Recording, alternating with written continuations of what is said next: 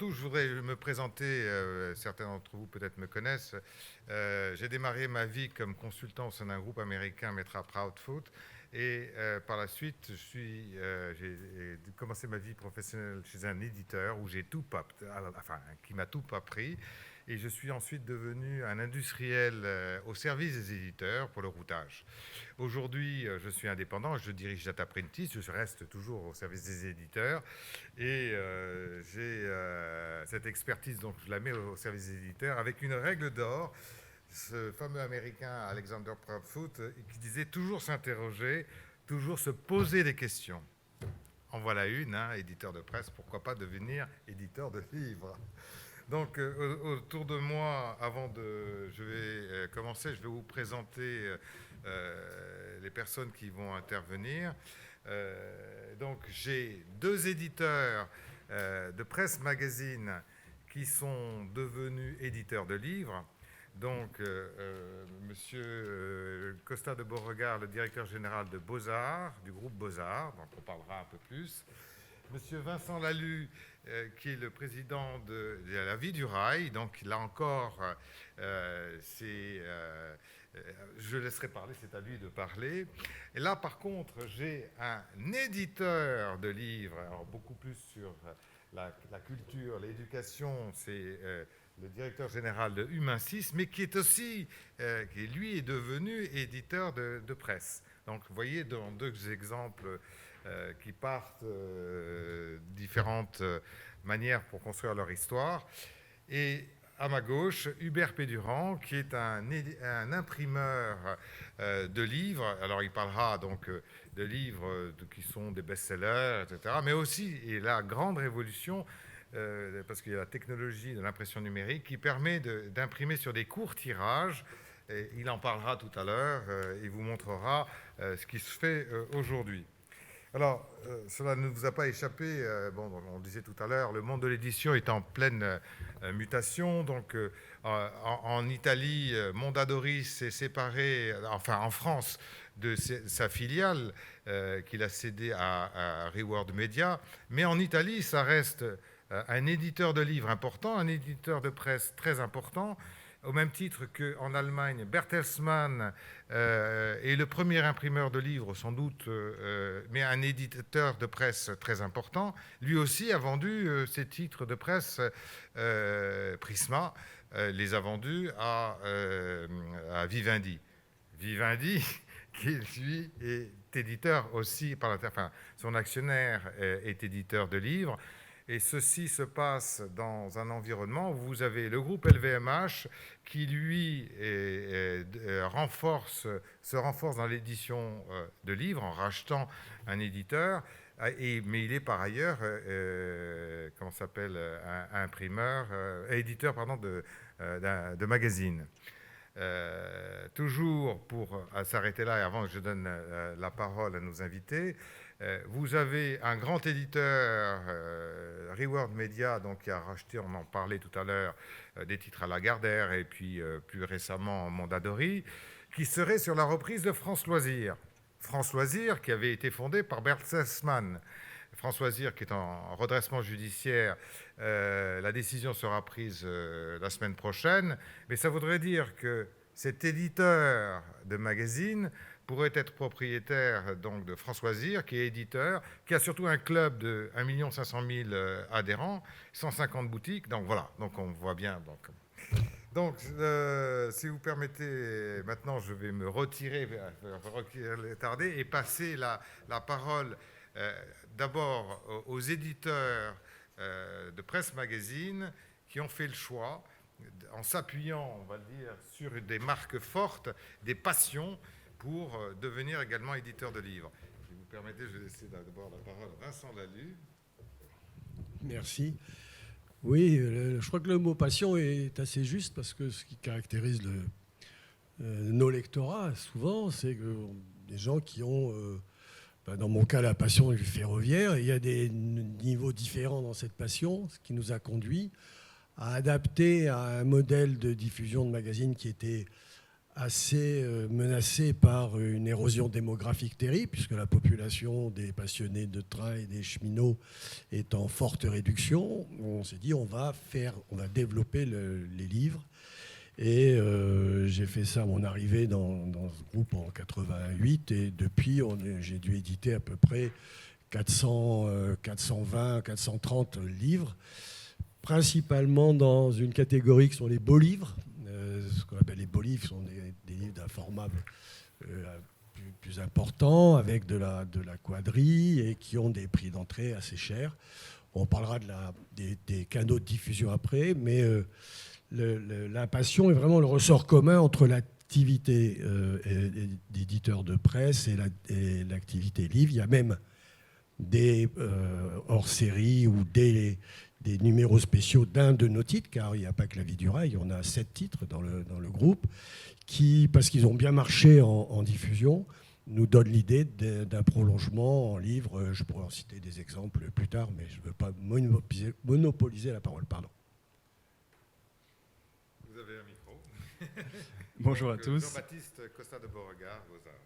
Alors voilà, le groupe Beaux-Arts, donc c'est un groupe qui s'est constitué autour d'un titre qui est aujourd'hui toujours son titre principal, qui est Beaux-Arts Magazine, qui a bientôt une 40aine d'années, et qui depuis une 15aine d'années s'est effectivement diversifié vers l'édition de livres. Alors avec une particularité qui est que l'ADN de Beaux-Arts, c'est l'actualité culturelle, et donc les premiers livres qu'on a commencé à faire, c'est vraiment lié à cet ADN-là. Donc quelques beaux livres, mais beaucoup, et de plus en plus au fil des années, de ce qu'on appelle des hors-séries d'exposition. Alors qui ne sont pas à proprement parler des hors-séries du magazine, et qui ne sont d'ailleurs pas vendus dans le réseau presse, qui sont vendus en librairie, et en librairie de musée notamment. Et c'est devenu la part principale de notre activité d'édition de livres. Ce sont vraiment ces hors-séries qui sont du coup liés à des événements culturels, qui sont les grandes expositions à Paris, en province, et qui représentent aujourd'hui un rythme de entre 55 et 65 nouveautés chaque année, qui sont distribués dans le réseau libraire généraliste et pour le gros du volume dans les librairies des musées avec lesquels nous travaillons du coup directement, et qui sont pour moitié des projets que nous faisons à risque, mais en mesurant notre risque en le faisant sur des expositions dont on sait qu'elles vont marcher et que la librairie est bien placée à la sortie de l'exposition, et donc on a de bonnes chances de bien fonctionner, et l'autre moitié qui sont des projets qui nous sont achetés ou financés pour partie par des institutions, des collectivités locales qui veulent un produit Beaux-Arts sur leur musée, sur leurs lieux patrimoniaux, etc., etc. Vous pouvez donner un exemple ? Alors, les exemples qu'on a en ce moment, dans ceux qu'on fait à risque, mais dont on sait que ça marche très bien, c'est par exemple pour la collection Morozov. Voilà, il y a un hors-série Beaux-Arts qui est vendu à la Fondation Louis Vuitton. Donc il y a un hors-série qui fait 84 pages, qui coûte 13 € et qui se vend comme des petits pains à la sortie de l'exposition, qui est, comme vous le savez, un succès absolument phénoménal. Et puis un autre exemple, on a fait un produit pour l'Institut de France, qui est là un produit plus pérenne, mais toujours sur ce format souple, et dans cette même gamme de prix, qui là est acheté par l'Institut de France pour raconter son patrimoine, son histoire et sa spécificité. Bien. On va passer alors à un exemple inverse d'une grande maison d'édition. Humancis, tout le monde connaît, mais je vais vous laisser parler, mais surtout avec des marques fortes et puis ces magazines de passion aussi également. Absolument. Bon, juste un mot rapide sur Humancis, parce que je ne suis pas sûr que tout le monde connaisse le groupe sous ce nom-là, qui n'a que 5 ans en fait. Hein. C'est un jeune groupe d'édition qui s'est constitué par la fusion des PUF, des Presses Universitaires de France, et des éditions Belin, auxquelles ont été rajoutées ensuite les éditions de l'Observatoire, les éditions des Équateurs, passé composé, enfin on a maintenant une douzaine à peu près de maisons d'édition de livres, et on est à peu près entre le 8e et le 10e rang de l'édition française. Et à l'intérieur de ce groupe, qui est effectivement un groupe très majoritairement d'édition de livres, on est à peu près 80% d'édition de livres numériques, on va dire. Nous avons une activité d'édition de presse. On a en fait 4 titres qui sont des mensuels ou des trimestriels pour l'un d'eux en tout cas.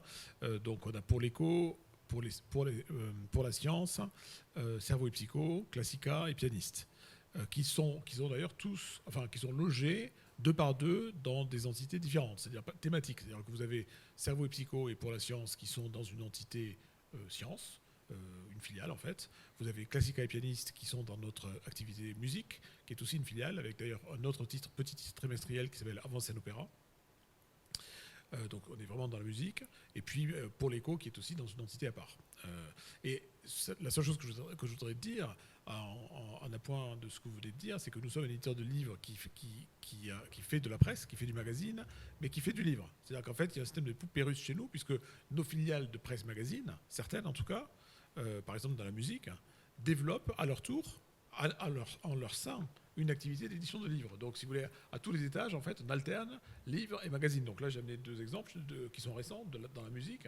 Donc ça, c'est un livre très musicologique, on va dire, sur 5 sens. Donc ça concerne, donc évidemment, c'est un livre à faible potentiel commercial, mais qui concerne un public très pointu dans la musique, dans la musicologie même, pour être précis. Et d'ailleurs, il est imprimé par un imprimeur de très court tirage, qui n'est pas dans cette salle, donc je ne le mentionnerai pas. Mais voilà, donc on est sur effectivement de l'impression très court tirage. Alors que quand on fait de l'édition scolaire par ailleurs, avec Belin, vous imaginez qu'on ne fait pas du court tirage. Là, on fait du très long tirage. Et puis, on peut faire aussi, toujours dans la musique, ce genre de bouquins qui sont des livres, qui sont des beaux livres, en fait, en l'occurrence pour la fin de l'année. Donc là, c'est le tour du monde en 130 opéras, au sens de opéra bâtiment, opéra, pas œuvre, mais bâtiment. Donc les opéras du monde. Et ça, c'est fait dans notre filiale de magazine de musique. Donc, en fait, on alterne. Et pour nous, il n'y a pas vraiment de barrière entre les deux. C'est-à-dire que ce qui fait que nous sommes capables de faire du livre ou du magazine, le format importe peu, c'est la communauté en fait. C'est-à-dire que derrière ça, ce qui irrigue notre logique, c'est d'alimenter des communautés de passionnés ou des communautés d'auteurs qui en fait sont aussi nos clients, d'une plateforme qui leur permet de s'exprimer ou d'acquérir des contenus qui sont des contenus dans le format adapté, que ce soit des contenus périodiques, parce que c'est ça qui compte en fait, le magazine c'est surtout parce que c'est périodique en réalité, ou des contenus livres qui sont des contenus prototypaires on va dire, puisque tous les livres sont des prototypes. Mais ce qui unit tout ça, c'est toujours le sujet, et qui est en général un sujet pointu, et qui est un sujet de communauté et de lien entre des auteurs experts et des lecteurs passionnés. Voilà. Donc finalement, j'ai envie de dire, le format importe peu. Ce qui compte, en fait, c'est le type de public. Il y a des sujets sur lesquels c'est possible, il y a des sujets sur lesquels ce n'est pas possible de mixer les deux. Alors, je suppose qu'il y a, moi j'ai mes micros, donc un phénomène de croisement, enfin de capitalisation entre ces marques fortes, parce que c'est vrai que les marques fortes, ce sont celles qui sont présentes à l'esprit, c'est-à-dire que parce que vous avez en main, vous la renvoyez chez un libraire, vous la renvoyez, là vous parliez tout à l'heure, sur des événements autour de l'art, c'est-à-dire dans un musée. Donc il y a une capitalisation de cette marque. Les Américains disent top-minded, vraiment présent à l'esprit, c'est-à-dire qu'avec le digital, on va plus naturellement sur le digital quand on a en tête une marque forte par rapport à un intérêt. D'où la déclinaison qui est faite par nos 3 invités qui viennent de parler. Je voudrais laisser Hubert parler, ne serait-ce que pour se présenter. Après, on débattra plus longuement sur ce qu'il peut faire, sur les évolutions qu'il peut apporter donc, aux éditeurs. Mais avant tout, je voudrais qu'il se présente. Bonjour, nous les imprimeurs. J'ai plusieurs casquettes aujourd'hui. La première, c'est celle d'un membre exécutif du syndicat de l'imprimerie en France, l'Union nationale des industries d'impression et de la communication. Donc, je représente les imprimeurs. Et pour dire aux éditeurs que notre métier, en fait, n'a jamais été aussi simple et en même temps, il est très compliqué.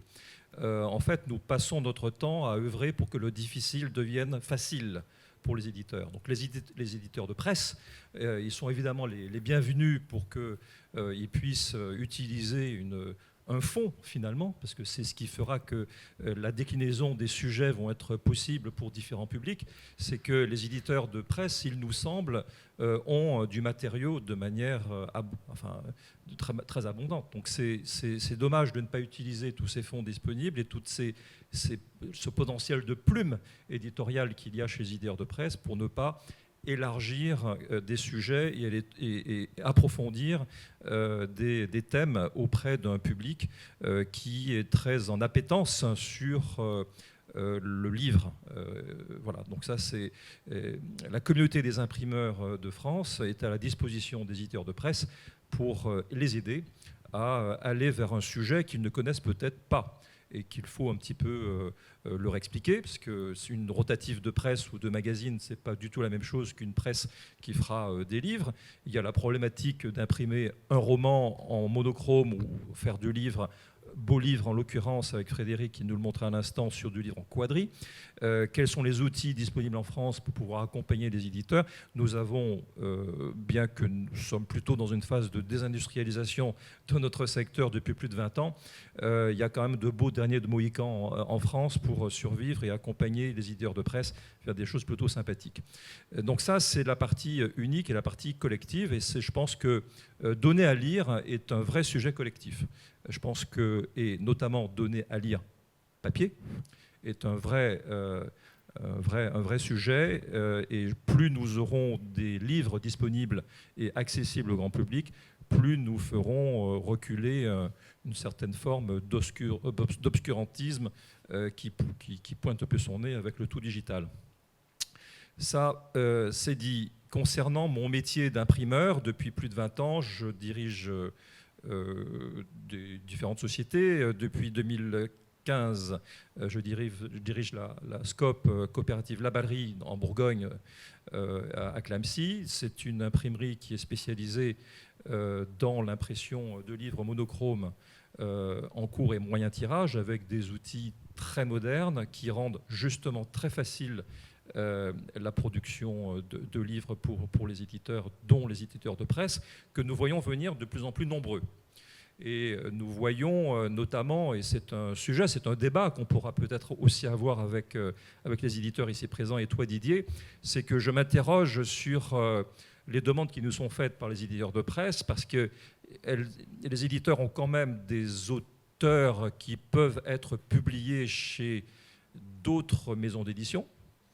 Je pense récemment à Franz-Olivier Gisbert qui a publié dans la collection blanche de Gallimard un premier tome sur la Ve République.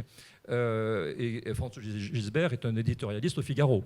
Bon, est-ce que demain le Figaro sera en capacité de proposer des contrats d'auteur et une perspective de diffusion-distribution à Franz-Olivier Gisbert pour qu'il n'aille plus chez Gallimard mais qu'il reste au Figaro? Voilà, moi c'est ce genre de questions qui m'intéresserait de débattre aujourd'hui et de comprendre. Franz-Olivier Gisbert est un exemple parmi d'autres. Il y a plein de signatures aujourd'hui qui sont publiées par des éditeurs tiers et qui ne le sont pas dans leur maison d'origine. Voilà, donc c'est des interrogations plus des questions que je peux me poser, moi, en tant que modeste imprimeur. Et puis, par ailleurs, avec l'imprimerie Floc à Mayenne, nous imprimons des best-sellers. Récemment, nous avons eu la chance d'imprimer une partie du prix Goncourt, le Goncourt des lycéens, le Femina, le Médicis, etc., etc. Donc, nous avons là une partie massification de la production qui représente les 20% des best-sellers qui font un peu le chiffre d'affaires du secteur de l'édition, mais il ne faut pas oublier les 80% restants des livres qui sont publiés par des grandes, des petites, des très petites maisons d'édition, et nous avons vraiment besoin de cette diversité éditoriale pour la défense d'une culture protéiforme. Alors peut-être tu ne veux pas en parler tout de suite, mais enfin il y a quand même un robot qui est maintenant, qui a sa place à Paris, à moins que tu veuilles en parler un peu plus tard. Oh, ben, si tu me tends la perche rapidement, puisqu'on parle des éditions, les éditeurs de presse, là vous avez par exemple La Croix. Alors c'est un prototype que je vous montre, mais ça, on discute avec les messageries, on discute avec les éditeurs de presse. Le La Croix peut devenir instantanément un livre. Donc ça, c'est possible via un automate. On est en train de mettre en place une véritable logique de distribution parallèle qui fait appel plus au cloud manufacturing.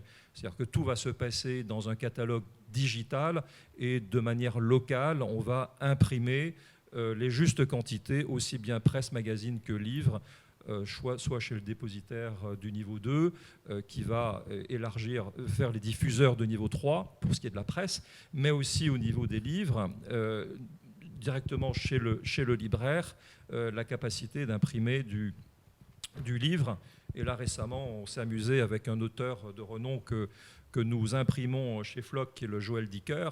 Donc là, ce Joël Dicker, il a été fait en 5 minutes sur un automate qui, en click and collect, vous allez fabriquer votre livre et passer le chercher.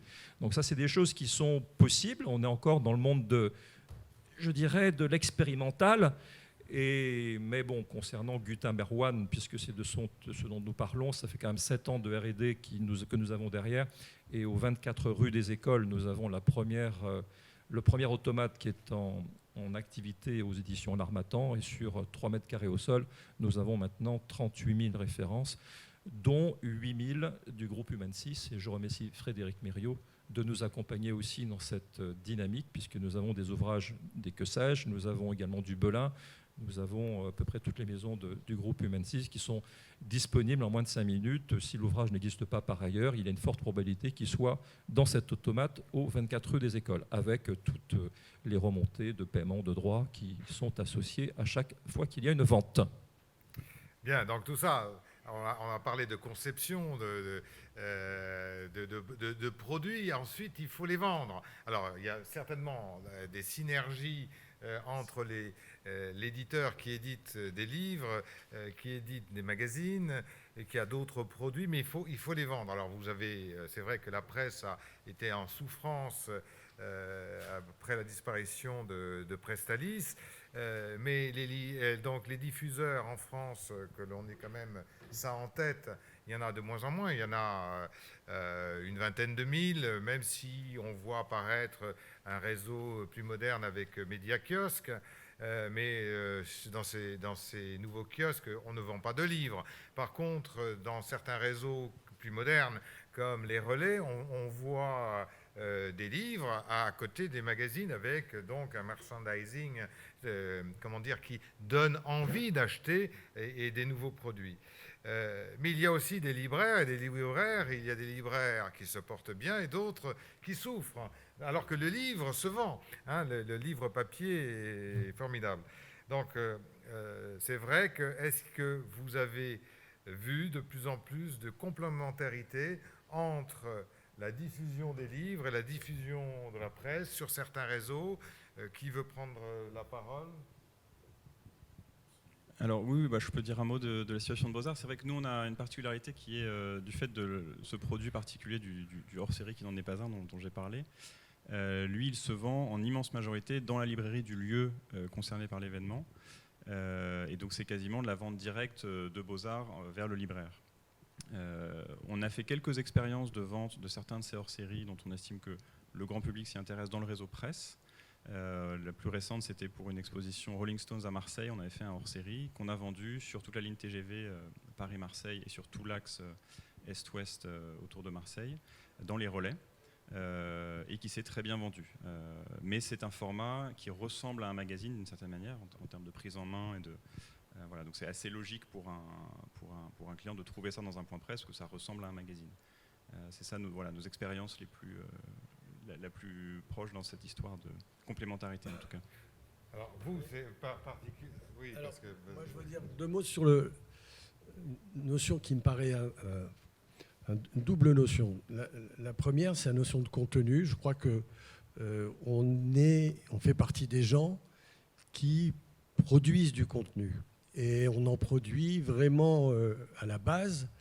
Et vous avez tous suivi tous ces débats sur les droits voisins qui sont, faut vraiment le dire, un pillage de la production de contenu qui tient à des gens qui sont très, très lourds, très gros et contre lesquels on ne peut pas grand-chose. Et la maîtrise des contenus est une des batailles qu'on joue quotidiennement. Et bien maîtriser ces contenus, ça m'amène à une deuxième conclusion qui est de dire qu'il faut les exploiter sur des profils de diffusion qui peuvent être complémentaires. Alors c'est pour ça que tout à l'heure je parlais on commence par un magazine, on peut continuer par un hors-série et ce hors-série peut être un MOOC, c'est-à-dire vous connaissez le principe du MOOC, et puis une fois que ce MOOC a fait une carrière dans un certain réseau de distribution, on se dit il pourrait faire une carrière de livre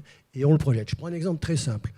On avait fait un sujet sur la France des gares perdues.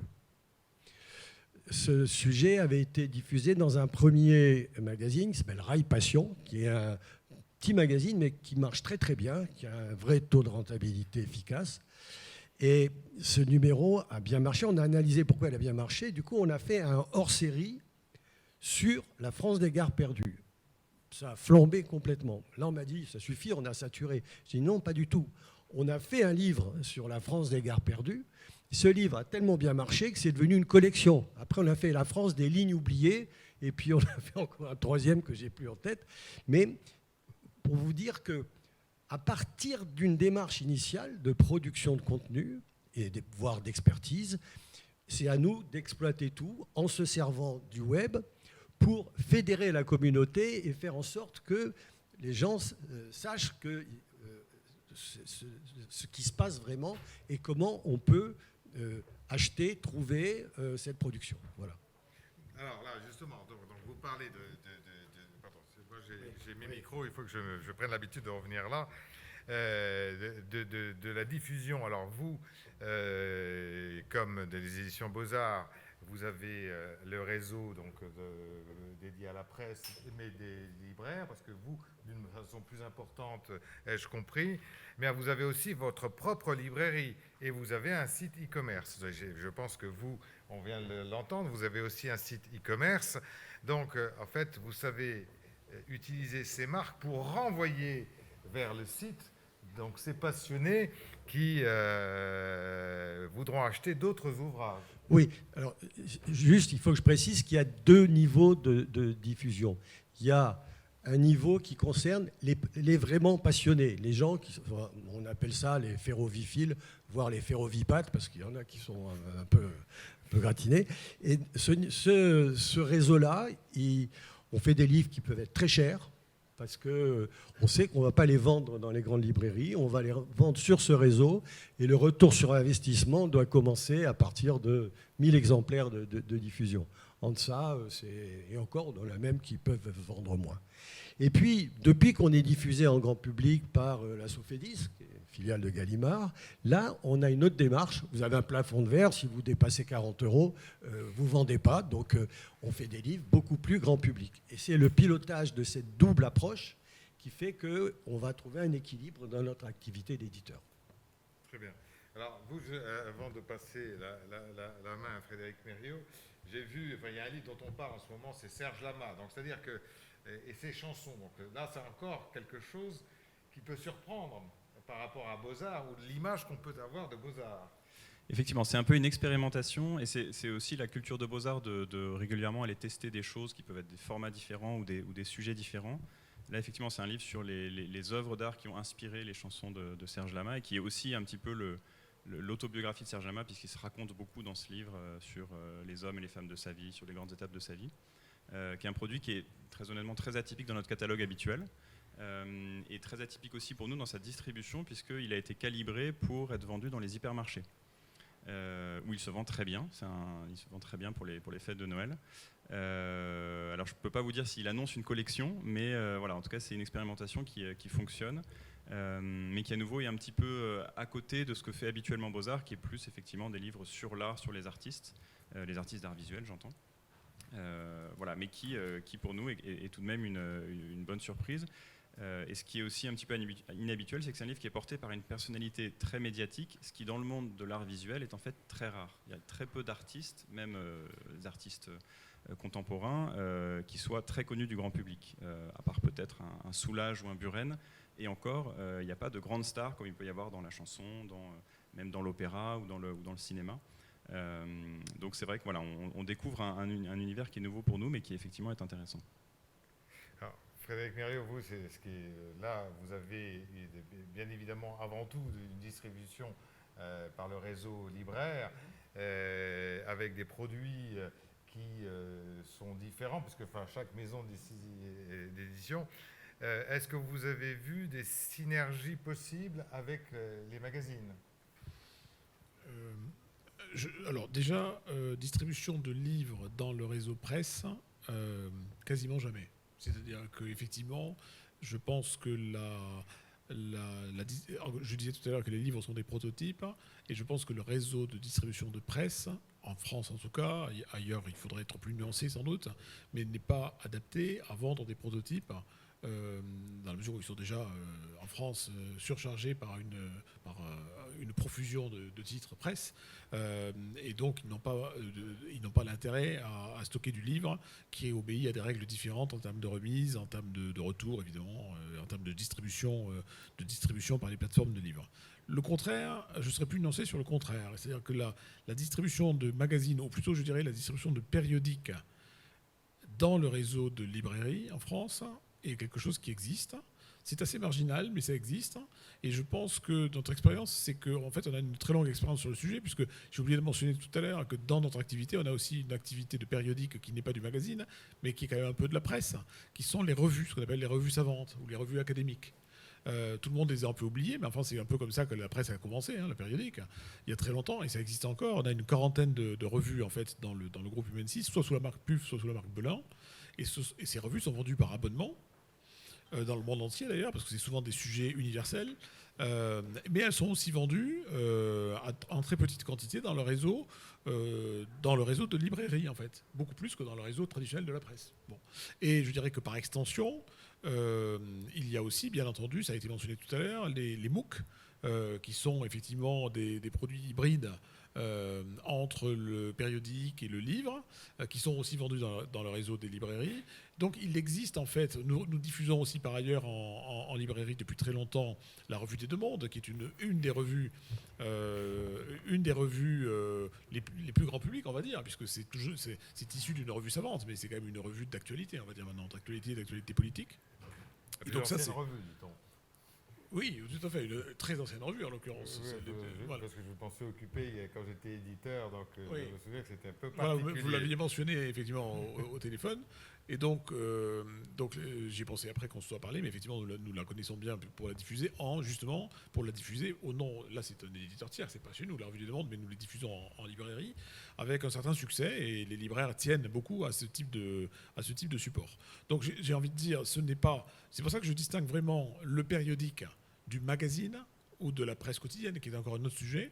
La librairie n'est pas du tout contre le fait de diffuser des périodiques, à condition que ce soit des périodiques dont le prix unitaire, le format, le brochage, je dirais la profondeur du contenu et la proportion publicité-texte, parce que c'est aussi ça qui compte, ressemblent plus au livre qu'au magazine. Je crois que c'est vraiment, il y a une barrière invisible, en fait, à l'intérieur du périodique, entre le périodique grand public, magazine au quotidien, financé beaucoup par la publicité, plus que finalement par le prix d'achat du lecteur, et d'autres types de périodiques qui sont des périodiques qui, d'une certaine façon, ressemblent un peu aux livres, parce qu'ils sont financés d'abord par le revenu des achats des lecteurs ou par les abonnements. Et là, la librairie, je pense, est assez ouverte et même parfois demandeuse. Par exemple, si on regarde les MOOC, tous les sorts des périodiques depuis une dizaine d'années qui se sont fait une place au soleil. Donc il y en a une petite dizaine maintenant qui vraiment se sont fait une place au soleil sur l'analyse, le recul, un peu de recul sur l'analyse des faits de société ou des faits politiques. C'est fait grâce à la librairie. En réalité, beaucoup plus que grâce au kiosque. Mais voilà, donc c'est pour ça que c'est intéressant d'avoir tous ces témoignages, parce que souvent on a l'image que chez un libraire on ne va pas trouver de magazines. Alors c'est vrai qu'on ne trouve pas tous les magazines. On ne trouve pas tous les magazines. On trouve des périodiques. On trouve des périodiques. Mais et là, la grande interrogation qu'on peut avoir, c'est que en Allemagne, vous avez moins de périodiques qu'en France, avec des prix faciaux qui sont plus bas. Et vous avez entre 80 et 90 000 points de vente. Ça veut dire que donc c'est beaucoup plus qu'en France. En France, on n'a plus que 20 000 pour la presse. Donc on voit donc plus de titres en France, des magazines qui sont vendus plus cher, des publications qui sont vendues plus cher. Et on a moins de points de vente. Donc on peut se poser des questions. Alors c'est vrai qu'il y a donc certainement des points de vente qui sont beaucoup plus ciblés, qui ont moins de publications qui sont mises en place. Mais en tout cas, ça donne... Ça, parce que le client qui vient pour acheter un livre en profitent pour acheter aussi une publication. Il faut savoir mettre en valeur tout ça. Oui, souvent, d'ailleurs, les périodiques, on les trouve souvent près des caisses et on les trouve dans des rayons qui sont près de la sortie, en fait. Hein. C'est-à-dire que, alors, donc, de là à dire que ce sont des achats d'impulsion, je ne sais pas, mais ça peut l'être. Ça dépend de la couverture. Après, c'est tout le travail de la presse qui consiste à mettre en avant sa couverture. Mais effectivement, il y a quand même quelque chose d'intéressant. Je pense, étant sur les deux activités, je le vois bien, il y a de moins en moins de points de vente de presse en France. Le kiosque est en crise depuis longtemps et ça ne s'est pas amélioré depuis 2 ans, évidemment. Je pense que la crise sanitaire a beaucoup nuit en fait, à la distribution de la presse en France. Par contre, il y a toujours autant de librairies, il y en a même de plus en plus, il y a des librairies qui s'ouvrent. Et on a en France un tissu de librairies de premier niveau, on pourrait dire de 2000 à 3000 librairies de premier niveau qui sont des librairies avec un très grand assortiment. Et au total, je pense qu'on a compté en France à peu près 20 000 points de vente de livres, y compris les maisons de la presse, y compris tous les gens qui vendent du livre. C'est-à-dire à peu près autant que de pharmacies. Hein. Vous avez en France, il y a 2 commerces qui sont de quantité à peu près équivalente, les pharmacies et les vendeurs de livres. Je ne sais pas s'il faut y voir un bon signe, mais... Mais donc, il y a une capillarité du marché, enfin, il y a une capillarité de la distribution de livres en France qui est très forte et qui est très résistante. Et je pense que c'est très attractif pour des gens qui font du périodique que de se positionner sur ce marché-là.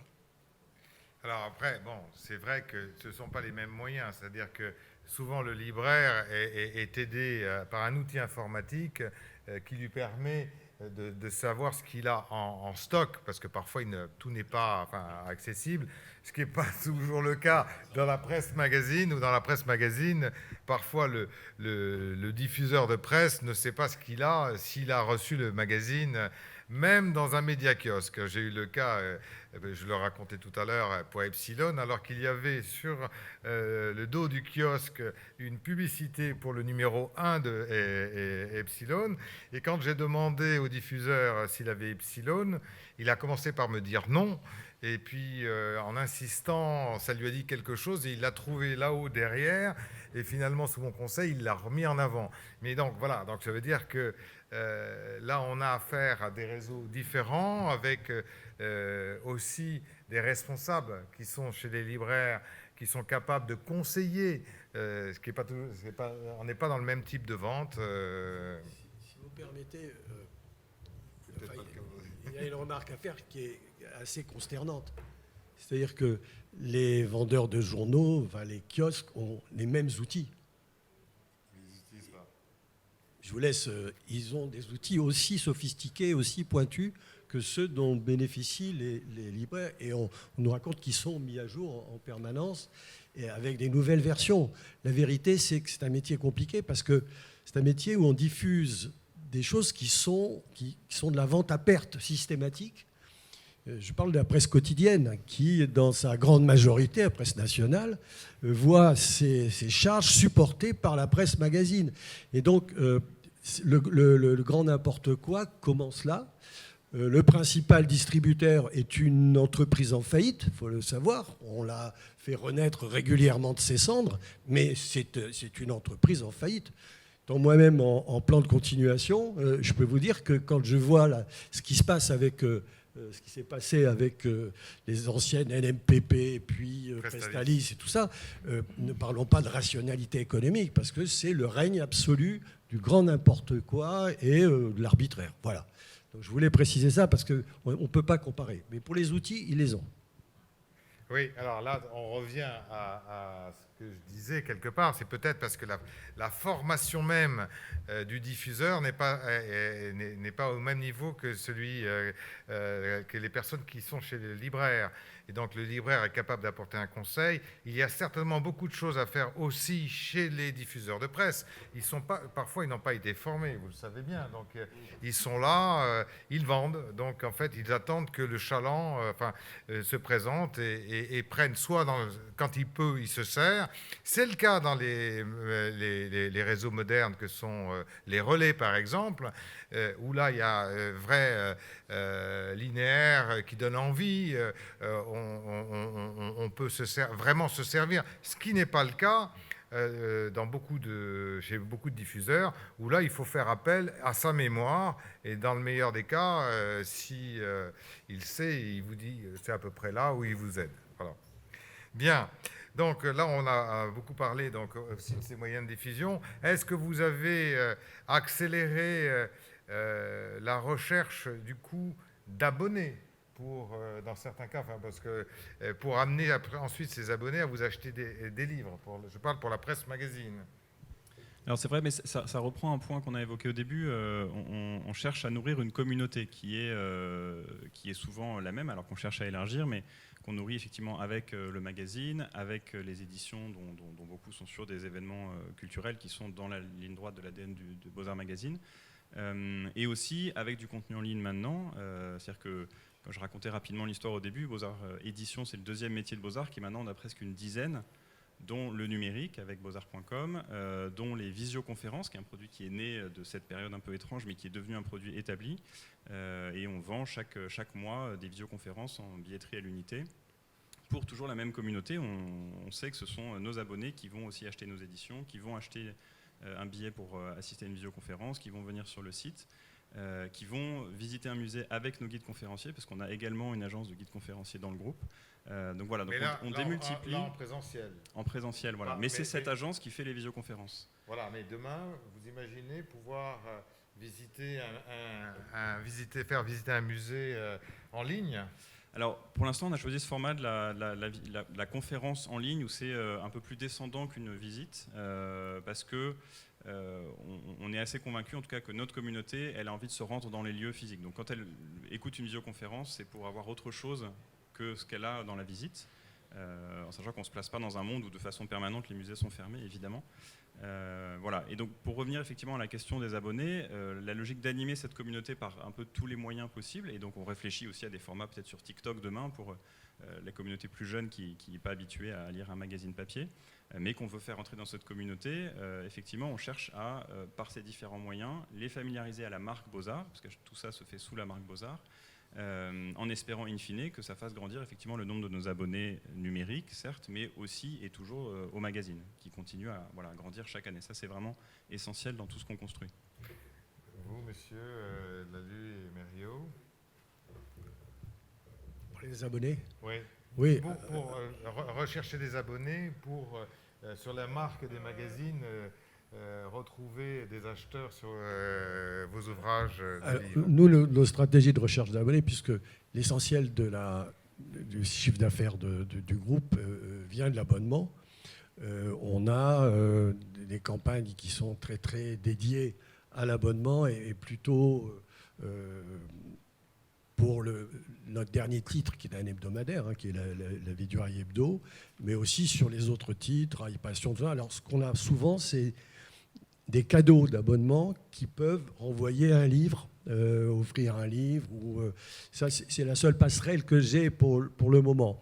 Mais vous parliez des réseaux. C'est sûr que dans les deux cas, le travail sur les réseaux est quelque chose qui prend de plus en plus d'importance chez nous, parce qu'on est vraiment à la recherche de la nouvelle génération des passionnés de train, qui est d'ailleurs plus dans le voyage en train, avec le défi climatique. Il y a des gens qui veulent à nouveau prendre le train. Et là, on a un de nos titres, qui est d'ailleurs La vie du rail magazine mensuel, qui est maintenant complètement dédié à ça. Donc c'est une autre démarche dans laquelle les réseaux sont très importants, parce que c'est là qu'on va les trouver. Et organiser des voyages, devenir une agence de voyage, être associé à une agence de voyage, avoir une marque. Alors, on l'a fait par le passé, mais c'est d'abord un métier très particulier et dans lequel j'ai jamais voulu me lancer, parce que c'est un métier dans lequel vous avez des obligations très très complexes. Vous êtes responsable des gens que vous faites partir. On a eu des partenariats pour des voyages autrefois, notamment des tours aux États-Unis, en Suisse, tout ça. Un peu moins aujourd'hui. En revanche, on a des annonceurs qui travaillent sur le voyage en train. Alors, en fait, je parlais plutôt de l'association de la marque. C'est-à-dire toujours décliner la marque, parce qu'en fait, c'est cette marque que l'on va associer. Donc, c'est-à-dire ne pas être soi-même l'exploitant, l'agence, parce que là, il y a des professionnels, il y a un vrai savoir-faire, mais c'est comme une plateforme, c'est-à-dire que vous apportez votre marque pour drainer. Voilà. Oui, on l'a sur un titre beaucoup qui est Historail, qui est un trimestriel, un MOOC trimestriel sur l'histoire du train. Et là, on l'apporte dans des manifestations, dans des réunions, dans des colloques, et tout ça, surtout. Et puis, il y a la marque professionnelle, qui est Ville, Rail et Transport, qui avait hier soir son palmarès annuel, où on récompense les villes qui ont le plus fait pour le transport public et les nouvelles mobilités. Et ça, on a 5-6 événements très importants comme ça par an. Et c'est le modèle économique, mais là on est dans la presse professionnelle, c'est le modèle économique qui marche très bien. C'est le couple événementiel, publicité et un peu moins diffusion. Voilà. Votre question portait sur les abonnés. Je réfléchis, je me dis que oui, c'est très bien d'avoir des abonnés, parce que qui dit abonné dit chiffre d'affaires, évidemment. Mais avant même la notion d'abonné, pour moi, il y a vraiment la notion de communauté. C'est-à-dire que la notion d'abonnement renvoie à une vision très traditionnelle du monsieur ou de la dame qui fait son chèque une fois par an pour recevoir son périodique, selon la périodicité du magazine, et je trouve que c'est une vision un petit peu dépassée aujourd'hui. C'est-à-dire que, et surtout pour les nouvelles générations d'ailleurs, qui ont beaucoup de mal à rentrer dans ce système-là, alors que la notion de communauté est une notion qui, elle, par contre, est en montée en puissance, et peut se traduire par une monétisation ensuite. Donc pour moi, il n'y a pas beaucoup de différence entre les réseaux sociaux, entre les sites web, ce que vous mentionnez, par exemple, les sites web qui ont des contenus qui attirent des gens régulièrement pour assister à des conférences visio, par exemple, c'est une très bonne idée, je trouve, qui entretiennent cette notion de communauté. Et cette notion de communauté va aboutir à différents types de monétisation. Alors, un type de monétisation, ça peut être l'abonnement. Ça, ce qui passe par le paywall, qui passe par des tas de systèmes qui existent aujourd'hui pour convertir le passant ou le passant gratuit en abonné payant, le visiteur gratuit en abonné payant. Donc il y a quand même des techniques qui existent pour ça maintenant, mais ça peut aussi aboutir à de la consommation à l'acte. J'achète une conférence et puis j'en achèterai une autre dans 6 mois et puis après j'en achèterai 2 dans le mois qui suit, et c'est très bien aussi. Et donc pour moi, cette notion d'abonnement ne devient finalement que la dérivée seconde de quelque chose de plus sous-jacent et de plus fondamental, qui est la notion de communauté autour de sujets et de sentiment d'appartenance, en fait. Et donc tous les nouveaux médias qui sont en train d'apparaître et tous les formats de livres, de magazines, de revues savantes, de vidéos, de conférences, sont divers avatars d'expression d'une même passion qui animent une communauté qui, si on se débrouille bien, et ça c'est notre métier de le faire, sera monétisée de manière à pouvoir investir pour enrichir encore davantage le contenu de cette communauté. Donc voilà, je trouve que ce débat abonnement contre achat au titre est déjà un petit peu du passé, en fait. Pour les nouvelles générations, vous leur parlez d'abonnement. Alors, d'ailleurs, leur notion de valeur est complètement différente. Le seul abonnement qu'ils connaissent maintenant, c'est le micro-paiement pour s'abonner à des applications à forcément moins de 1 euro par mois, parce que sinon c'est impensable. Donc c'est encore une autre forme d'abonnement. Là, c'est finalement le coût d'entrée, le ticket d'entrée pour appartenir à une communauté. Ils ont quand même les abonnements Netflix, Spotify, qui sont des coûts mensuels plus importants et qui sont rentrés dans leurs habitudes malgré tout. Oui, tout à fait. Là, on arrive à 10 euros par mois, ce qui est déjà, voilà, ce qui est effectivement un retour de l'abonnement pour des. Mais ils s'abonnent effectivement à une plateforme, et ils ne s'abonnent à une plateforme que dans la mesure où le choix est immense. C'est-à-dire, c'est un petit peu comme s'ils s'abonnaient à une librairie pour pouvoir consulter tous les livres qui étaient dans la librairie en permanence, donc ou à un kiosque ou à un relais pour pouvoir lire toute la presse. Il y a aussi d'ailleurs des caféines, etc. Donc il y a des kiosques numériques qui font ça. Mais cette notion d'abonnement traditionnel est en train de changer, je pense. Le problème, c'est que quand vous avez hérité d'un portefeuille d'abonnés qui représente 80% de votre chiffre d'affaires, vous pouvez avoir ce projet. Et tout votre problème, c'est la gestion en défausse de l'érosion de ce portefeuille, parce qu'elle tient à des raisons démographiques, et la construction du schéma que vous décrivez, avec lequel je suis tout à fait d'accord. Mais le croisement des deux choses n'est pas facile à faire. Voilà, c'est de ça dont on va parler. C'est-à-dire qu'en fait, il n'y a pas une règle, une baguette magique, une recette pour tout le monde. C'est-à-dire que chaque éditeur va devoir évoluer parce que le consommateur, parce que c'est il consomme différemment en fonction de son âge, de sa culture, enfin, même à l'intérieur du foyer. Vous pouvez avoir à l'intérieur du foyer des consommations papier et puis d'autres, des consommations numériques ou différentes. Très bien. Alors, puisqu'on en a parlé tout à l'heure, et c'est vrai que Hubert disait, mais avec tous ces auteurs que vous avez, ou quand on s'adresse à des passionnés, est-ce qu'on ne peut pas avoir des éditions d'ouvrages plus ciblées? Je ne sais pas, le débat est peut-être largement à ouvrir avec Hubert, qui a des exemples. Oui, j'ai un exemple assez parlant. En 2015, il y avait une belle maison dans le Puy-de-Dôme, les éditions Deboré, qui ont déposé le bilan. Et en fait, Deboré a été racheté par un éditeur de presse, La Montagne. Et le challenge à l'époque, quand nous étions, nous, imprimeurs chez La Ballerie de Deboré, La Montagne a eu un réflexe assez avant-gardiste de ce qui se passe aujourd'hui, c'est les stocks. On ne veut pas de stock. Qu'est-ce qu'on fait si on veut relancer Deboré, M. Pédurand, pour qu'on fasse diminuer les stocks? Et d'après vous, quelle est la typologie de produits qu'il conviendrait de faire? Alors, modestement, en tant qu'observateur de ce qui se passe chez nos autres clients, on leur a conseillé de regarder déjà le format poche, qui est un format pratique, qui est un format économique, qui est un format qui peut être routé facilement avec le journal La Montagne, notamment aux abonnés. Et donc, en fait, là, on est à l'inverse. On n'est pas à la recherche d'audimat, on est à la recherche de la consolidation d'une marque et de l'assise du journal La Montagne auprès donc des abonnés via un plus produit.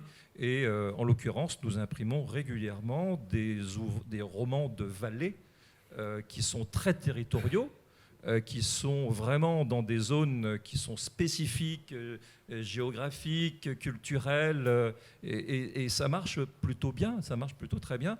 Alors ce qui marche aussi très bien, c'est que c'est gratuit. Voilà, donc, ça veut dire qu'ils ne sont distribués que par La Montagne. Ah non, c'est certain. Voilà, donc la collection poche de Boré est vendue dans toutes les bonnes librairies. Il y a plusieurs sujets. Il y a la collection poche qui est vendue, voilà, mais il y a aussi le plus produit qui est en format poche et qui peut être associé à un journal. Le fait est, c'est que nous, les imprimeurs en France, nous avons des capacités pour accompagner ces mutations vers du plus de ciblage sur des quantités qui seront sur mesure, qui seront à la demande. Avec Human6, nous avons les tirages courts dynamiques, les TCD, donc on s'adapte, c'est le distributeur qui dicte quelque part la production. Corrige-moi si je me trompe, Frédéric, c'est même plus l'éditeur qui va dire... Clairement. J'ai pas été clair. Non. Tirage court dynamique, c'est à un moment, je parle sous contrôle de Frédéric, l'éditeur il a des titres de son catalogue qui ont des rotations plutôt modestes à faibles, mais il y a quand même de la demande. C'est ce qu'on a l'habitude de parler, enfin on parle de longue traîne, mais ces titres-là méritent de vivre parce qu'il faut être en capacité de les servir à une communauté. Et donc, je dirais, il n'y a pas de gros, il n'y a pas de petits, il n'y a que des lecteurs qui ont besoin de s'éclairer sur des sujets. Et nous, en tant qu'industriels, on essaie d'accompagner avec les innovations, avec tout ce qui est... Encore une fois, comme je le disais tout à l'heure, c'est rendre facile quelque chose qui est difficile. Fabriquer un livre, c'est complexe.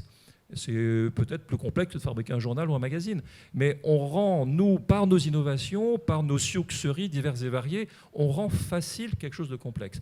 Donc je dis bienvenue aux éditeurs de presse, s'ils veulent vraiment se diversifier. Attention au stock et puis comment ils vont gérer la distribution, la diffusion, parce qu'il y a plein de nouveaux métiers qui apparaissent pour l'éditeur de presse qui ne connaît pas forcément. Pas été clair? Si. Non, mais c'est parce qu'en fait, on s'adresse à des éditeurs qui pourraient devenir éditeurs de livres. Donc c'est pour ça que je me suis permis de te demander. Mais je dirais, moi je suis là en tant qu'imprimeur pour démystifier la partie fabrication. On sait faire, c'est simple, c'est facile. Le plus difficile, et ce qui me fend le cœur, c'est le conducteur de rotative que j'ai, je lui dis, tu sais, 25% de ton temps, il ne sert à rien, parce que c'est du pilon. C'est ça fait mal au cœur. Donc notre métier, c'est d'essayer au maximum, même si le pilon est un mal nécessaire, comme le mauvais cholestérol est bon aussi, il faut qu'on essaie de réduire au maximum ce pilon, et d'où ce flux tendu que nous avons de plus en plus avec les éditeurs. On nous demande de produire en temps réel, et je dis communément à Pascal Bovero ici présent que je ne suis plus imprimeur. Je passe mon temps à réimprimer, donc je suis un réimprimeur. J'ai mes micros, merci. Je ne vais pas les collectionner. On entend aussi des libraires. Enfin, tout à l'heure, il y avait la présidente de l'ARCEP qui parlait de la décision qui a été prise sur l'assortiment. Donc, c'est-à-dire qu'à un moment donné, c'est sur ce qui va être mis en place. Il y a de toute façon, quand on est un petit éditeur, il y a un minimum.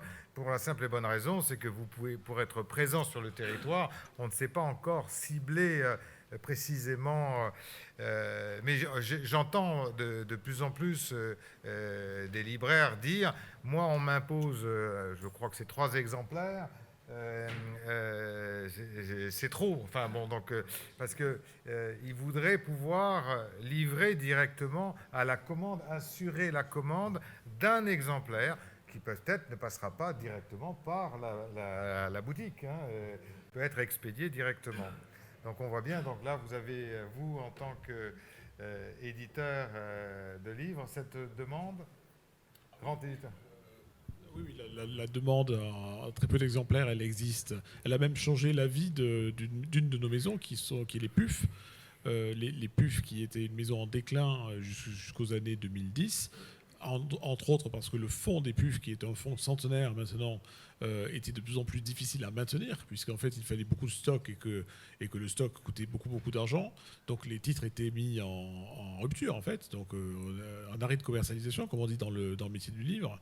Et en fait, grâce aux technologies d'impression très courte ou d'impression à la demande, on a pu ressusciter d'abord rendre immortel notre fonds, c'est-à-dire que toutes nos nouveautés, nous promettons l'immortalité à nos auteurs maintenant pour tous leurs ouvrages, sans forcément qu'il soit nécessaire de passer par la case Académie française.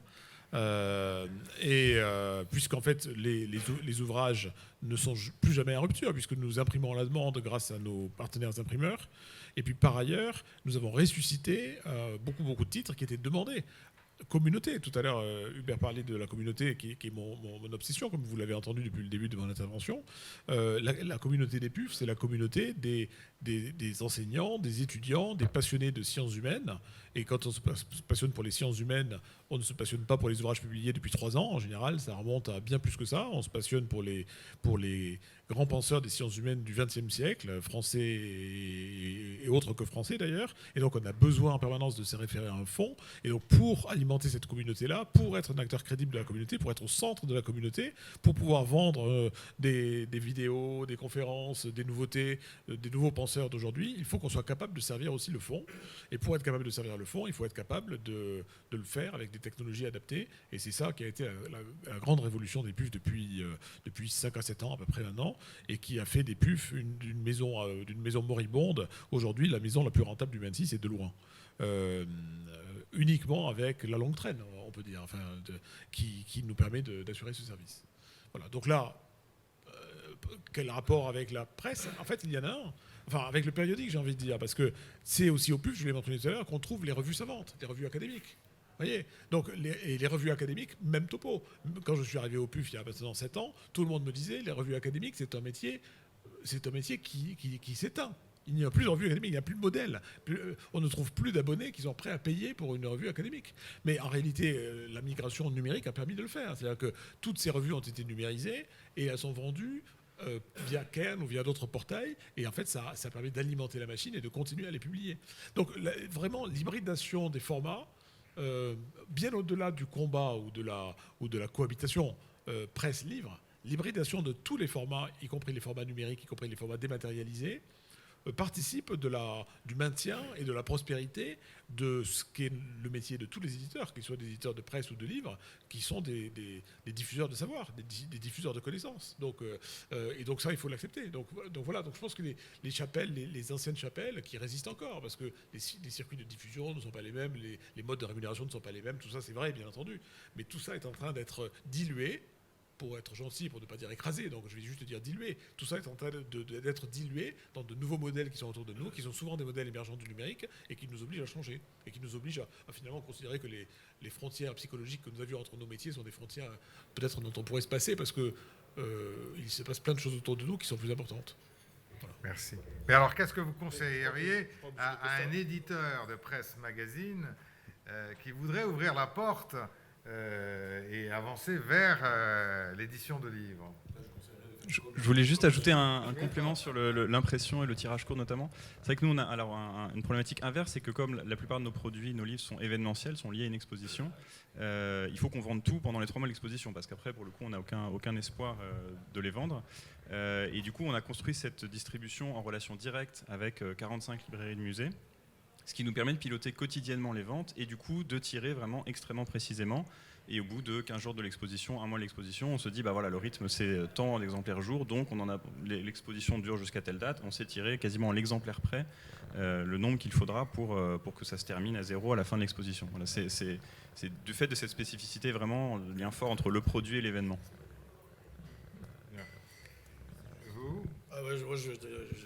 Je suis très admiratif de ce business model qui est parfait, c'est tout. Il n'y a rien à ajouter, c'est formidable. Mais hélas, on n'est pas toujours dans cette situation. Et c'est vrai que, pour revenir sur l'analyse faite sur la vitesse de rotation des stocks et sur cette évolution-là, il faut dire aussi que les grands réseaux de diffusion, et notamment les majors, enfin, moi je suis diffusé par une filiale de Gallimard, et en amont de la filiale de Gallimard, il y a la plateforme qui gère tout ça, qui est Sodis. Et en fait, c'est quelque chose qui est très très bien rentabilisé par le partenaire diffuseur. Et on est un peu... il faut faire avec, vous n'avez pas le choix.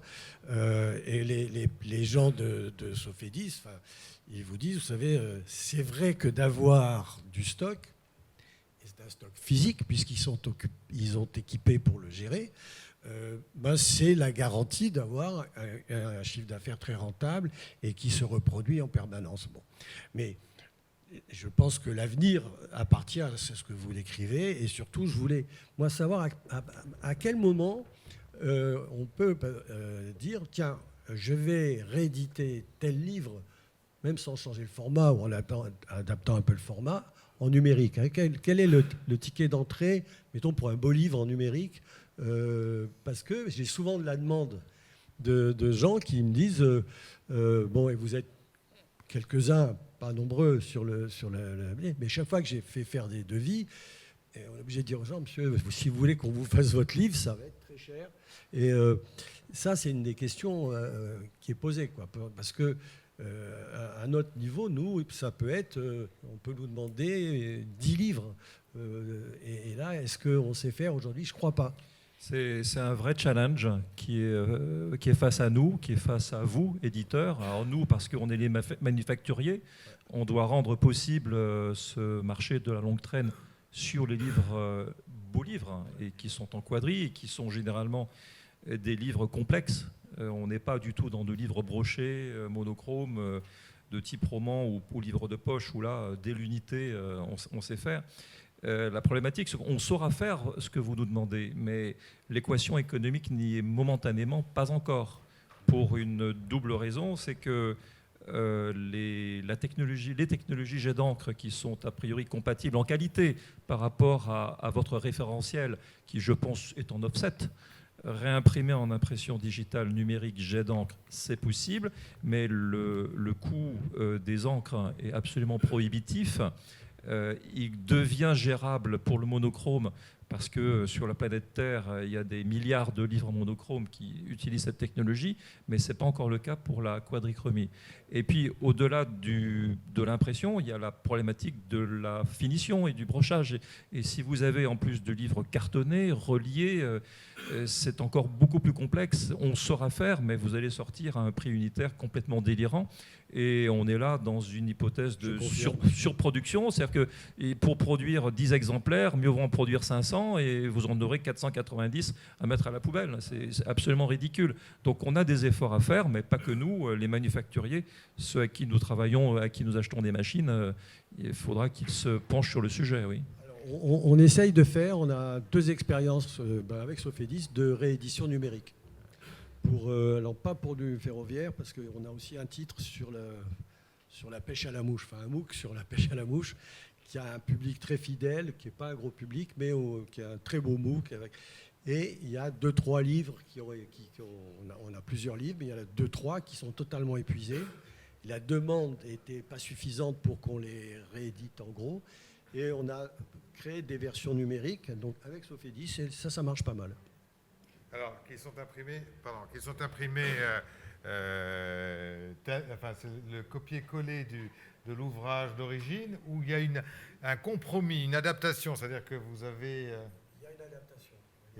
Une adaptation, parce que on est bien dans la technologie d'impression numérique, nous l'avons vécu avec Hubert, quand on a démarré, et là c'était sur des courriers, hein, on parlait de courriers, quand on montrait ce qu'on était capable de faire, nos clients disaient non, mais c'est la couleur, c'est pas ce que j'attends, parce qu'ils voulaient comparer.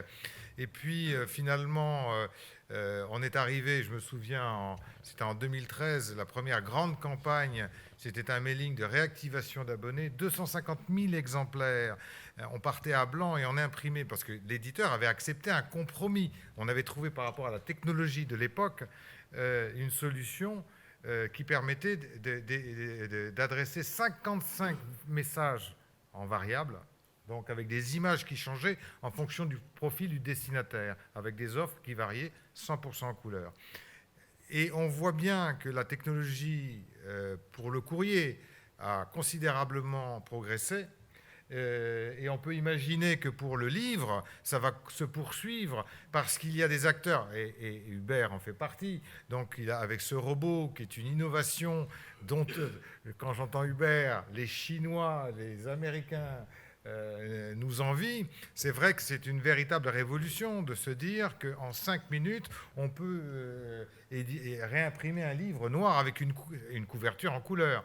Mais demain, certainement, il y aura, mais il faut des compromis. Hein, on ne fera pas exactement la même chose, mais on peut imaginer, quand on s'adresse à un passionné, de lui adresser l'ouvrage qu'il attend, voire, pourquoi pas, de faire un agrément de contenu un peu sur mesure. Hein. Je pense qu'on pourra y arriver avec l'informatique et d'autres automates, hein, que l'intelligence artificielle le permettra, pour créer ces nouveaux produits qui seront imprimés, parfois, et là en l'occurrence, parce que vous adressez à une personne en particulier, et adressé par la poste, colis privé, enfin peu importe, l'opérateur qui viendra le distribuer. Voilà. En parallèle du digital. Voilà. Mais sur, ces attentes, parce que c'est vrai que je pense tout éditeur peut avoir du mal à se dire, mais est-ce que moi aussi je suis capable de devenir éditeur? Est-ce qu'il faut avoir cette même logique avec des croisements de passion? Là, on parlait de passion, d'intérêt par rapport à l'éducation. Mais je pense que, effectivement, le conseil, et c'est comme ça qu'on a tous commencé, c'est au début de la discussion, c'est vraiment la communauté. C'est-à-dire qu'il faut se dire, si le titre de presse anime une communauté, cette communauté, elle a faim d'autre chose de ce même titre, de cette même marque, et donc on peut la nourrir effectivement avec de l'édition. Alors après, il faut, selon le sujet, réfléchir au bon format. Mais ça peut être aussi... Alors, il y a 2 manières de voir la communauté. Il y a la communauté des lecteurs, pour nous, c'est, on va dire, les amateurs d'art grand public. Donc c'est grosso modo 1 million de personnes qui lisent Beaux-Arts, qui lisent le newsletter, etc.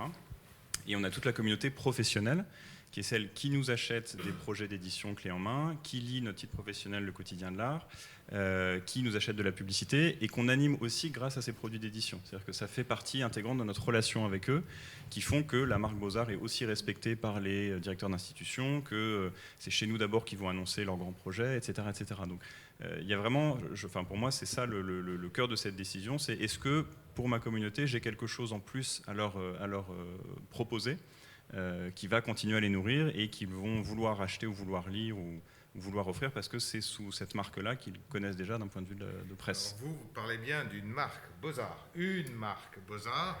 Peut-être que la Vie du Rail ne dira pas la même chose.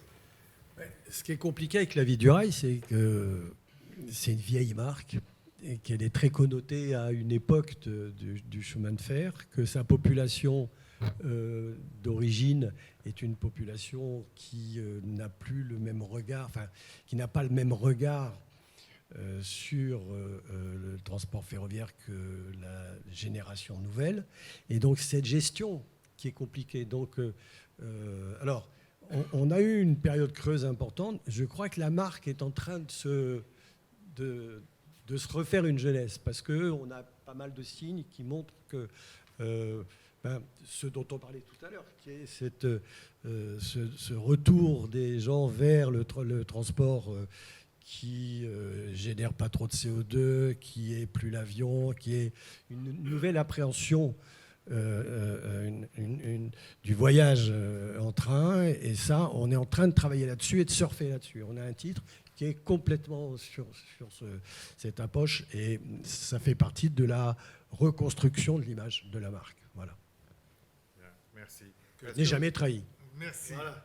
Est-ce que, avant qu'on donne la parole à notre public, est-ce que vous avez quelque chose à ajouter ? Je voudrais juste rebondir pour soutenir et accentuer le propos de M. Costa de Beauregard. Là, vous avez parlé tout à l'heure de communauté. Il y a pour nous une communauté qui est très importante, qui est celle des auteurs. Alors, vous l'avez un peu dite quand vous avez parlé des professionnels, en fait. Mais nous parlons à des professionnels qui sont aussi nos auteurs, en fait, et nos directeurs de collection. Et donc, du coup, la communauté, c'est tout ça. C'est-à-dire que vous dites, qu'est-ce qui fait que j'ai des chances de réussir ? Je pense que les chances de la réussite, de migrer d'un format à l'autre, reposent entièrement sur est-ce que je suis maître de la communauté de mes auteurs aussi. Et par exemple, j'imagine si on est le Figaro et qu'on travaille avec des journalistes freelance, des pigistes, qui chacun sont dans leur couloir de nage, alors politique française, politique internationale, etc. S'ils ne se parlent pas et s'ils sont sur des sujets différents, je ne suis pas sûr que ça crée une communauté. Je pense que le journal est la marque, mais il n'y a pas vraiment de communauté, et il n'y a pas de communauté non plus entre le journaliste et le lecteur. C'est juste une adhésion à la marque, dans ce cas-là, juste à la marque, Figaro. Mais si on est un éditeur spécialisé sur un sujet donné, il y a un vrai lien entre la communauté des auteurs, la communauté des lecteurs, les lecteurs qui peuvent devenir des auteurs. Et là, je pense que le terreau est prêt pour devenir un éditeur multiformat, vraiment. Et multiformat, presse et livre, bien entendu, puisque c'est le sujet de la conférence, mais même au-delà, éditeur numérique, éditeur d'audiovisuel, éditeur de podcast. Et donc, je pense que là, tout est possible. Donc, alors, pour rejoindre ce que vous voulez dire, c'est vrai qu'on disait tout à l'heure, il n'y a pas une recette magique, mais si on prend les exemples des quotidiens, donc il y a un quotidien New York Times, vous voyez, vous en entendez parler, qui a encore 900 000 papiers. Alors, le New York Times, c'est un peu particulier, il est national, local, international.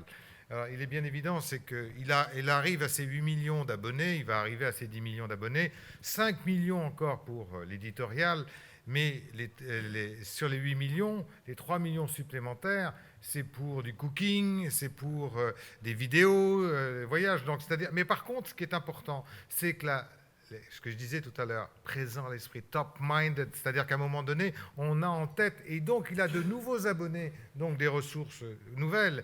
Le Figaro dont vous parliez à l'instant, lui décline sa marque sur de l'événement, plus récemment sur la billetterie. Mais en fait, ce n'est pas la billetterie, forcément, il va la partager avec l'officiel des spectacles, avec la FNAC, enfin bon. Mais il va sur sa communauté de lecteurs essayer de drainer des personnes pour venir acheter leurs billets pour aller au théâtre, mais en même temps, pour essayer de profiter pour proposer. Ils ne sont pas éditeurs de livres. Hein. Là, New York Times, c'est pareil. Il n'est pas éditeur de livres. Par contre, il a une vitrine, une librairie commerce, et il vend des livres. Mais là, c'est qu'un commerçant. Il y a peut-être un dernier point à ajouter, on ne l'a pas dit tellement c'est évident, mais il y a évidemment la communauté et il y a aussi le contenu. C'est-à-dire que c'est même avant la communauté. Il faut être sûr d'avoir quelque chose à proposer qui soit de très grande qualité, qui ne soit pas déjà existant et qui soit unique par rapport à la marque de ce qu'on propose. Ça, c'est vraiment c'est la base. Mais voilà. Essentiel. D'ailleurs, vous parlez du New York Times, les deux premiers grands quotidiens qui s'en sont sortis. Il y en a un autre exemple qui est très célèbre, c'est le Washington Post. Et oui, qu'est-ce qu'a fait M. Bezos en arrivant? Il a embauché des journalistes pour booster le contenu. Et vous avez, je veux mal à personne, mais vous avez des gens qui rachètent des groupes de presse qui commencent par virer les journalistes parce qu'ils veulent faire moins cher. Si vous voulez des noms, vous viendrez me voir, je vous en donnerai. Et vous avez une des plus belles marques mondiales de presse, qui est le Washington Post. Et Bezos, il a dit, vous allez faire du papier et du web, mais je vais embaucher plus de journalistes. Et il a augmenté la rédaction de 15%. C'était un premier exemple d'un contre-courant, parce que, je l'avais un peu dit tout à l'heure, mais vous avez raison de le rappeler, au débat, au commencement de tout, il y a le contenu. S'il n'y a pas de contenu, c'est un autre métier, c'est plus notre métier, voilà. Et il bénéficiera certainement en plus de la puissance du GAFA qui est Amazon, parce qu'il ne faut pas oublier, non mais c'est la puissance, mais là c'est un cas à part, mais vous avez entièrement raison, le Jeff Bezos qui croit au papier et investit sur le papier, ce qui n'est pas le cas, malheureusement, je pourrais citer, je vais après arrêter de parler parce que sinon c'est trop bavard, mais j'ai longtemps eu deux clients américains, Time et Newsweek, les deux plus grands news magazines du monde, et dont la une était... En fait, ils vous montraient leur une, on vous la montrait, donc ils étaient en compétition, ils ne pensaient pas la même chose. Ils avaient eu l'intelligence, il y a quelques années, de créer une société en commun en disant on sera concurrent sur l'éditorial. Par contre, le prix de fabrication, il sera identique. On choisit le même papier, le même jour de parution, le même imprimeur, le même brocheur, le même routeur, parce que en l'occurrence j'étais leur prestataire. Et à partir du moment où on est imprimé, on est concurrent sur l'éditorial. Ben, deux exemples. L'un, Newsweek, racheté par un milliardaire, qui lui ne croit pas, il ne croit qu'à la marque. Et il est persuadé, ce milliardaire, qui a racheté un site internet, qu'il va surfer sur la marque de Newsweek, et il dit à ses abonnés, à ses lecteurs, désormais, c'était, de mémoire, c'était 6 ou 7 millions d'exemplaires dans le monde, hein, à grande époque. Hein. Aujourd'hui, ce ne sont plus que 200 000 exemplaires. Donc, Newsweek est mort. Il est mort parce que ce milliardaire s'est trompé. Il a tué Newsweek. Pendant 2 ans, il a disparu. Depuis, ça a été repris 2 fois par un jeune start-upper et puis un autre maintenant. Mais enfin bon, vous n'entendez plus parler de Newsweek. Donc ces deux magazines qui se faisaient concurrence en se montrant, ne se faisant plus de concurrence, ben finalement, quelque part, n'existent plus. Et vous avez Time qui est resté, qui était le premier, qui est racheté à titre privé, lui et sa femme, le patron de Salesforce. Mais là, on voit bien, là encore, Time continue de baisser. Alors, ça a été un des premiers à faire des numéros doubles, qui a été repris par un grand nombre d'éditeurs. Mais aujourd'hui, il y a 24 numéros papier, pour un hebdomadaire. Mais par contre, il y a 52, voire 53 numéros numériques. Ils essayent de faire, mais ce ne sont plus que 3 millions. Donc, c'est-à-dire qu'à un moment donné, bon, je ne sais pas une leçon, mais enfin, ça veut dire par là, c'est que il n'y a pas de recette et parfois quand il y a un Jeff Bezos qui croit, parce que on verra ce que Washington Post donnera dans quelques années. Avez-vous des questions à poser à nos visiteurs, nos invités?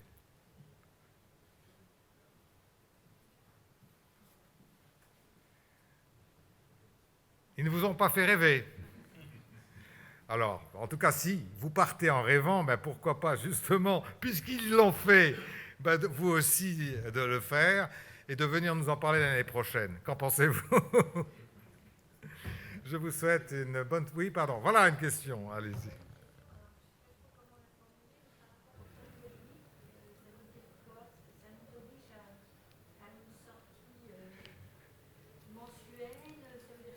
Je vous autorise à baisser votre masque, si vous voulez bien. Voilà.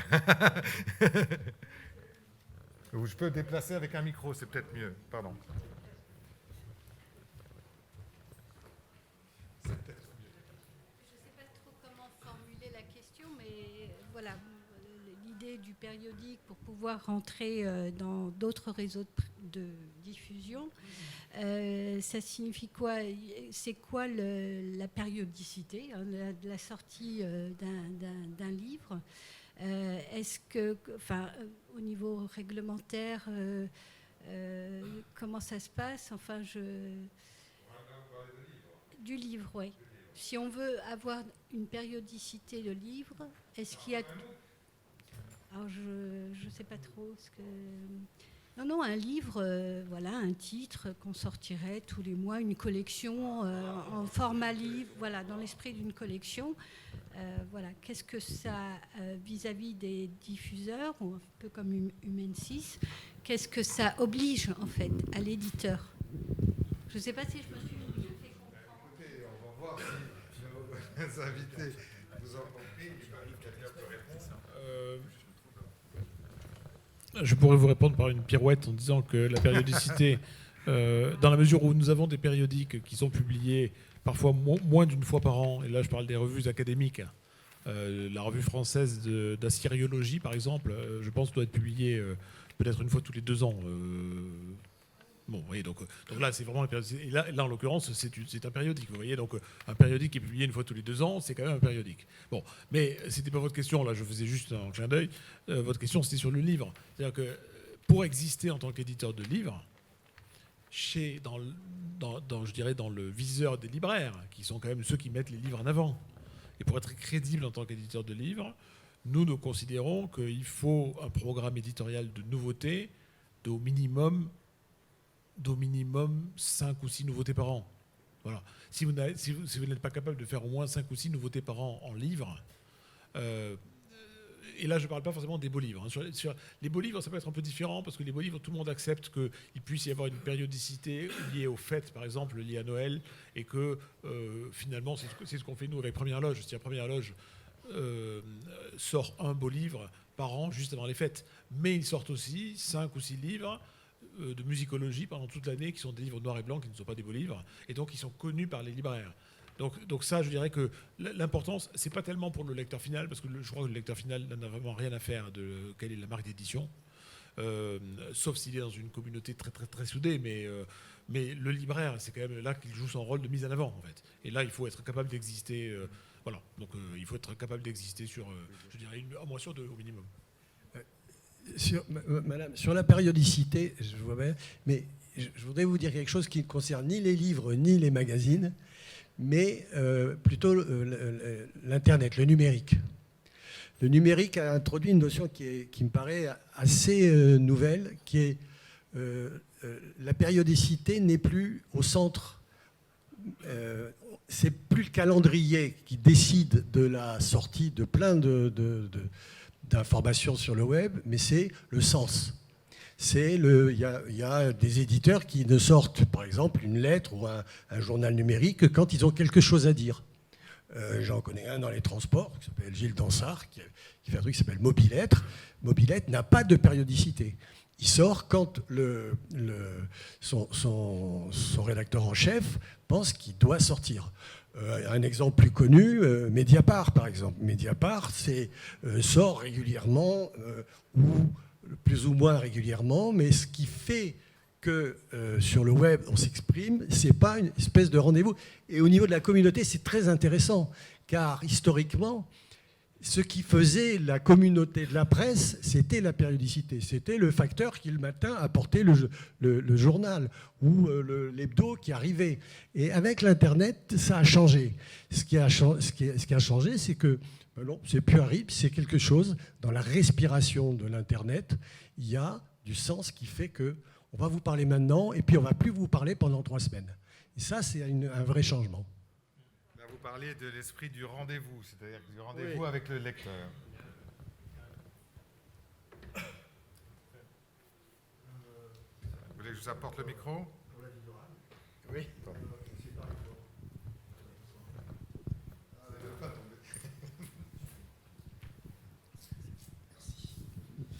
Est-ce que vous utilisez vos hors-séries? Je sais que vous avez fait énormément de hors-séries. Est-ce que vous les utilisez pour créer des livres? Est-ce que vous repartez de hors-série? Est-ce que vous créez des livres qui proviennent 100% d'une collection de hors-série et vous en faites une collection de livres? Ou est-ce que vous les adaptez ou pas? Alors, j'ai donné un exemple tout à l'heure, effectivement, de la France des gares perdues ou des lignes oubliées, mais c'est vrai qu'on a une démarche qui est souvent... quand vous êtes focus sur une thématique, elle se prête à plein de choses. Et on a, par exemple, on a fait des hors-séries sur la petite ceinture. On a fait des livres sur la petite ceinture. On a fait des numéros thématiques sur la petite ceinture. Donc à chaque fois, on essaye. Les grandes gares parisiennes, on les a traitées à la fois en articles, à la fois en hors-série et en livres, et plusieurs livres différents. Donc c'est vraiment le sujet qui va décider si on va au bout du spectre d'expression. Et ça, c'est vrai que le spectre est très complet et très intéressant, et on essaye d'aller jusqu'au bout de ce spectre. Voilà. Mais c'est pas forcément de la publication. Entre livres et...